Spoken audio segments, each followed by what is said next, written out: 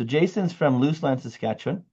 Um, and how population is a bit small. It's around 560 people.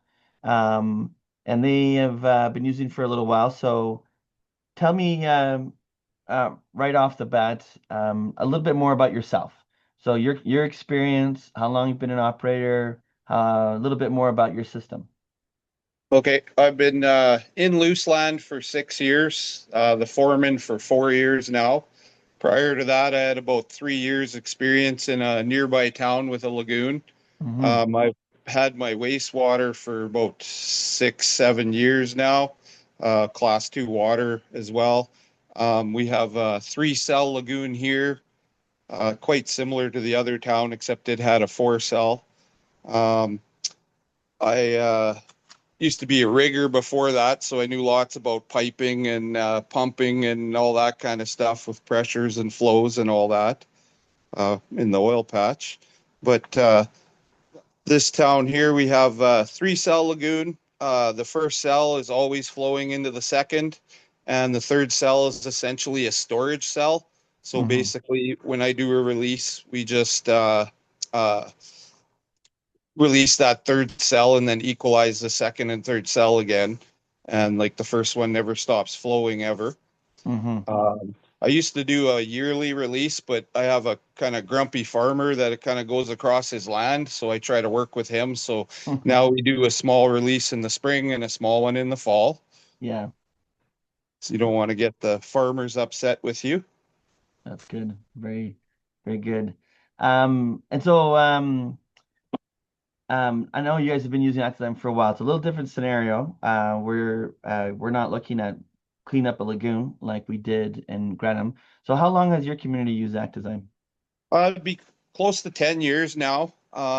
Right when I first started, which would be about 6.5 years ago, they actually dredged that first cell.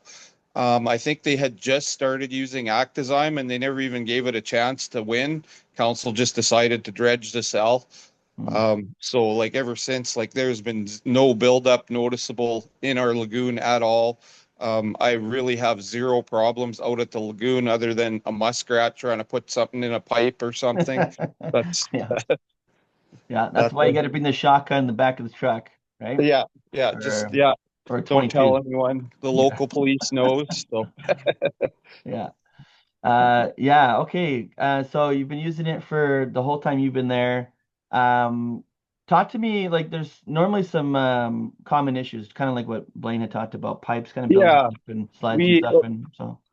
well, we have a lift station. It's very low usage. It runs like 8 starts in a day, 30 minutes run time. Like there's only a few blocks that go there. It's kind of was put in more for the new development area, which has nothing in it yet.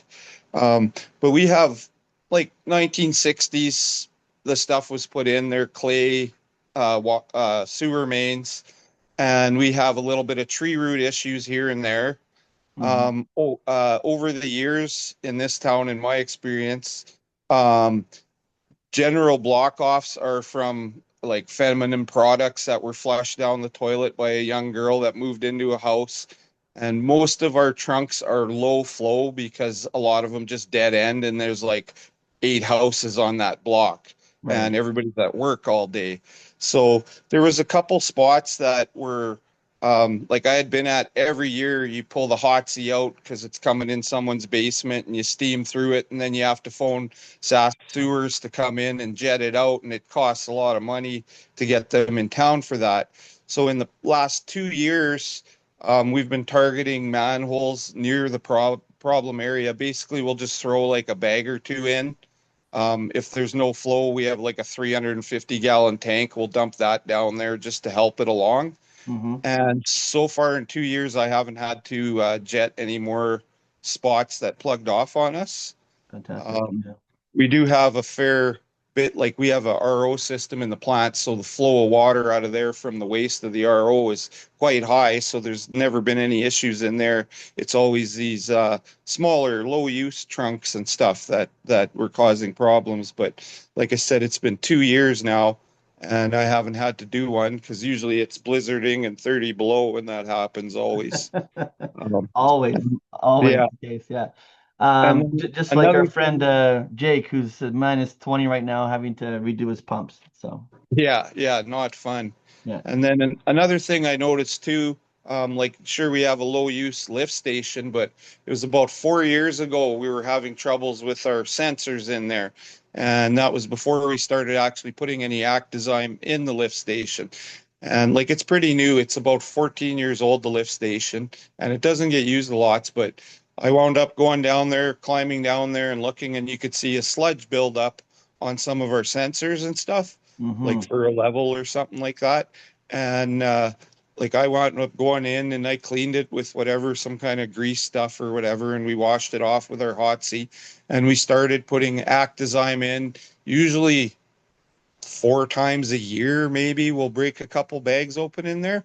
And like it's been 4 years now, and we have not, like you go down there, I was down there, would be the year before, and you couldn't see any kind of buildup starting in there at all. So it seems to be keeping, like even just that two Hmm. bags every, 4 times a year, quarterly, was more than enough to keep our lift station looking good.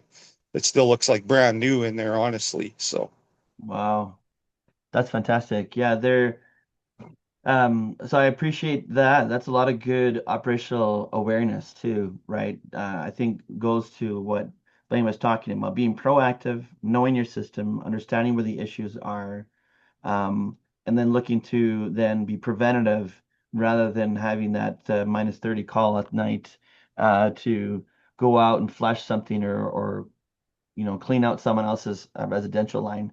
So, no, that's great. So that it kind of seems obvious, but how I'd like you to be clear on it too. Operationally, you've seen a lot of changes. So what would then, how does that translate into like financial impacts for you guys? well, it saves a lot of time. Like I was saying, mentioning like getting Sask sewers in it, that's a $4,000 or $5,000 bill to get them to come out for an emergency call to jet a line. Like generally, we get our lines done every 3 years. So every year we do a third of the town that they come in and do for us because we do have some root problems. Hmm. And like in previous years, like talking to the old foreman, like they used to have way more incidents where they had to do something, and like it's a lot to do with the low flow and stuff just builds up, right? Like I go around in the fall and I open every hydrant we have in town and they all go down a manhole. That helps flush clean our water lines and clean the sewer out. And in those problem areas, that's when we throw a couple extra bags of enzymes in, then we flush. And like I said, it's a couple of years now we haven't had any problems. We'll knock on wood. So Hmm. but yeah, it's been definitely noticeable. Uh, and like even like the previous town I worked in, they were talking about dredging when I was first there, which was, 7, 8 years ago. And they have not dredged since. They started using Actizyme there. And like for them, it seems to be taking care of that there too. Like I don't work with their system anymore, but like I know the guys and we have chatted about things there. But they definitely notice a difference there for sure because they were talking about dredging and now like you can't see anything sticking out, but like nobody's been in there in a boat to give you a definitive amount of how Right. well it's done, right? Yeah. But still able to get the operational changes, which is a big difference Yeah, there, big improvement. yeah. And it's so So, easy to use. Like in the spring, I throw a half a tub in like 1 week and a half a tub the next week, and then all of a sudden the smell's gone, you know. And then throughout the year, we generally go out there weekly. The first cell always gets at least one bag, and we just look at the color of it. If it's clear or light green, you might just throw one bag in the first two cells, and then the last cell, if it's clear, you just don't treat it. Maybe every couple months we'll throw a bag or two in just to throw it in.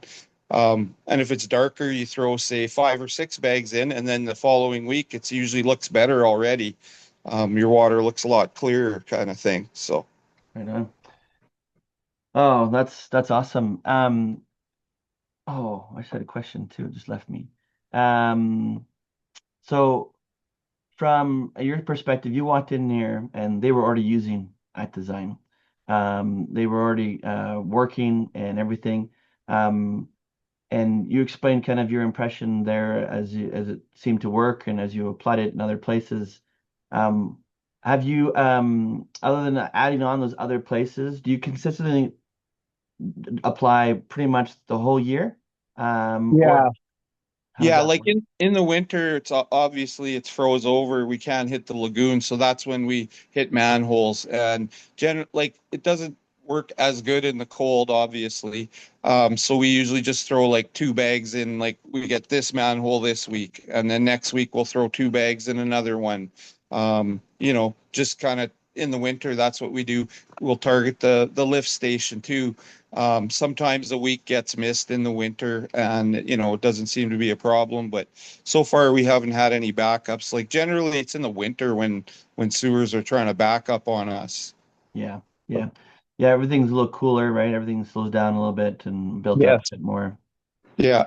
Yeah. So just a thought, I wanted just to kind of explain some people have issues with odors in the spring. And so with turnover and with the ice over lagoon, um, there are Actizyme does help reduce odors, and it really does help do that. But there's certain things that we just can't avoid, right? So when the ice freezes over, the activity in the lagoon does slow down, but it still does release a little bit of gases. But then those gases trap in the ice. And so when the ice dethaws quickly, it releases the gases fast when the ice melts.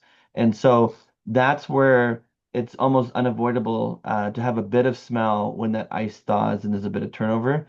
But using Actizyme does definitely help decrease the smell over a long period of time and help reduce it so that it's not affecting, weeks and months.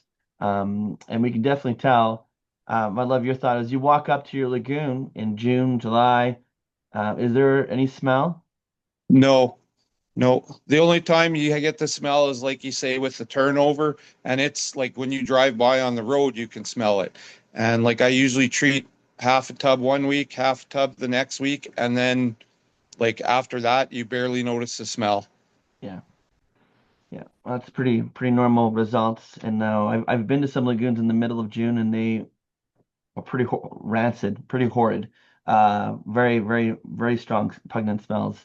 And so that's an important thing. If any of you have had experiences like that, that is avoidable. You by breaking down and dealing with the organics and sludge on a consistent preventative maintenance, that those smells don't need to be there.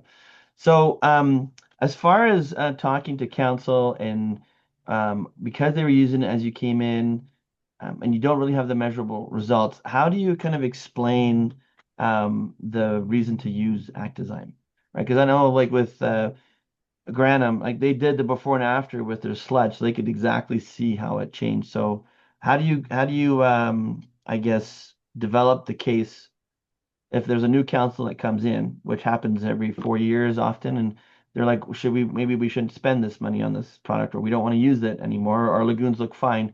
How do you kind of justify that when you don't really have all those measurable results?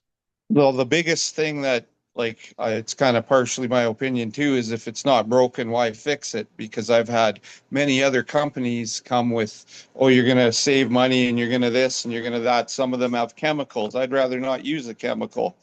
We want to go biological, you know. I've seen a lagoon die, call it. Someone was using spray nine to clean a truck like every week. And that lagoon started dying and smelling. And we got them to quit using it, put extra Actizyme, and then it was good type of thing.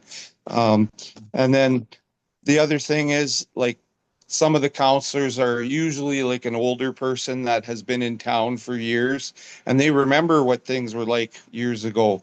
And they too usually see that, oh, you guys do less sewer blockages and stuff because it's small town. Everybody hears about it before you get out the door, you know? Like you can't do anything without everyone knowing what happened or what's going on. So, um, Okay. Yeah. Yeah, that's and good. And I think understanding the historical changes is probably the biggest benefit that people can see. But if there's changes in staff or housing or people moving in, then they may not know that. But that's good. It's good that you have the good working relationship with your council. I think It's not often talked about in a lot of different training provided by different water companies and whatnot, but having good relationships with your council and with your mayor and your administrators and CEOs and trying to communicate properly goes a long way for them to be able to have the trust and response and relationship with you operators. So that's a really great comment of really getting to know them and making sure that they understand the importance there. So.